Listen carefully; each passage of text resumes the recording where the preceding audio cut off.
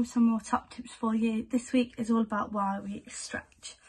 So stretching is really important at the end of each workout, okay? We have to make sure we do it every single time without fail before we go to the kiosk to stretch. And the reasons we like to stretch, and we have to stretch, we must stretch, and we emphasise why stretching is really good all the time to you, is because one, it increases flexibility. So touching your toes when you first start curves, some of you might not have been able to touch your toes. You still might not be able to touch your toes now, but I bet you now you're further along at stretching than you were before. So it increases flexibility. It increases the benefits of strength training as well. So you imagine this, you've just spent 25 minutes on the machines, working really, really hard, putting all that effort in on the machines, smashing it, working really hard, and then you come off and you go, no, I'm not going to stretch properly, no, I'm not going to do my stretches. Absolute waste of a workout that is. So we have to really, really make sure that we're putting the effort into the stretches because they work, they help. Now when we stretch, it's 15 seconds.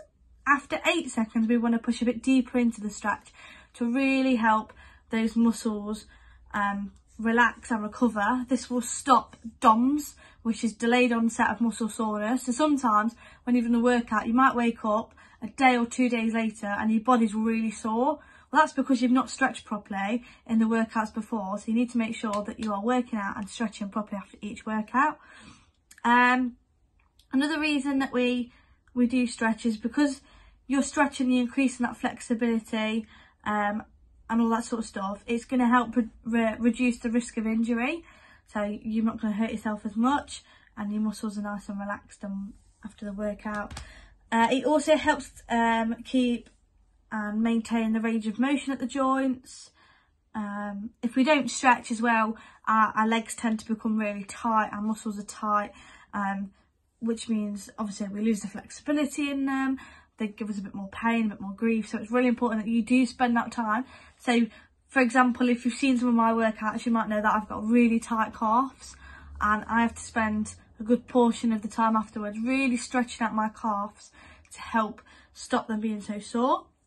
Another reason why we stretch and what one of the benefits of stretching are is that it helps calm your mind. So while you're stretching, I know for a fact that when I'm stretching, I just forget about the outside world. I just focus on counting to 15 and there's not much else that I think about. It's those 5 minutes of de-stressing and relaxing and calming, ready to go about the rest of your day. Your brain's not got to keep going around and thinking about all these different things.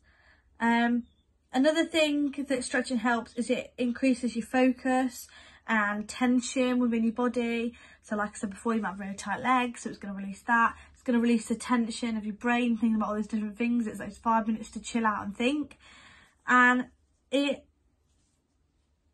just going to really help overall. So there's no point putting all that effort in on the circuit if we're not going to do stretching properly. So like I said before, we stretch for 15 seconds. After 8 seconds, we increase that stretch. We push a little bit deeper into them. Okay, and if you've been back in the gym, you will see the stretching board. On that stretching board, it tells you where you are meant to be feeling your stretches. So these are the areas where we should be feeling it stretch and where we want it to stretch, so that we are making sure that we are stretching the whole entire body.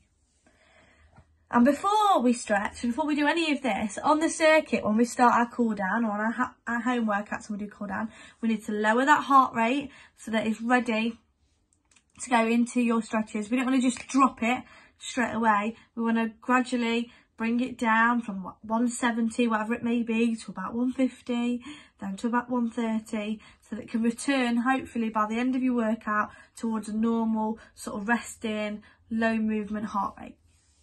Hopefully these tips helped you and gave you a bit more knowledge on it, and I'll see you next time for some more top tips. Bye!